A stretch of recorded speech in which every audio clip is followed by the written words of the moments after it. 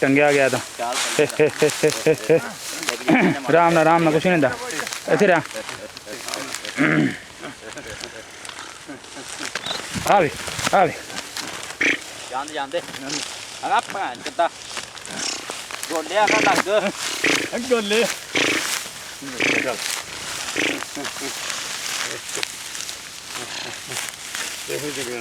एक थल्लो फड़ ले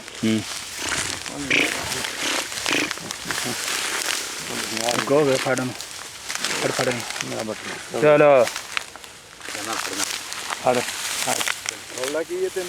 बटन तक ना ये जोड़ा जी भाई दोस्तों माशाल्लाह जोड़ा लग गया जी सानू क्या बात है जी सारे पै जाने